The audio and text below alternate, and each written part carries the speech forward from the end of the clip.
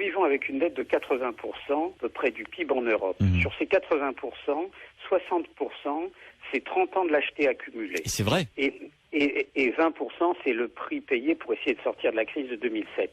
Alors les 30 ans de lâcheté accumulée, arrêtons de les mettre sur les comptes des seuls gouvernants. Les gouvernants ont été lâches parce que les populations n'ont pas accepté non plus de voir la réalité et d'accepter le minimum de revenus. Et ont demandé tous à la fois la baisse des impôts et la hausse des dépenses. Donc la responsabilité, elle est collective. En plus, c'est très bien, on peut être équanime sur les 30 ans de lâcheté. Il y a 15 ans de gouvernement de gauche, 15 ans de gouvernement de droite. Et qui correspondait au fond à la volonté collective du pays. Bon, aujourd'hui, on est dans une situation où, comme toujours, il y a un bon usage du malheur, c'est-à-dire qu'on va être obligés, tous collectivement, d'affronter la situation en face.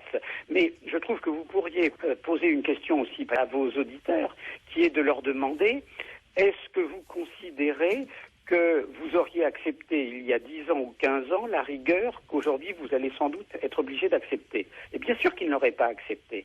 Donc il faut quand même ne pas transformer en bouc émissaire ce qui relève d'une responsabilité collective. Sauf qu'à la main. Écoutez, la loi de la pesanteur, ça existe. C'est pas une pensée. Une pomme, quand on la laisse tomber depuis Newton, on sait ce qui se passe. Donc la réalité macroéconomique, c'est la loi de la pesanteur. Après, comme dans tous les pays normaux, on dialogue. Mais si ça se passe après l'acceptation de l'équation globale qui consiste à dire, voilà, il faut protéger le triple A, il faut faire des efforts.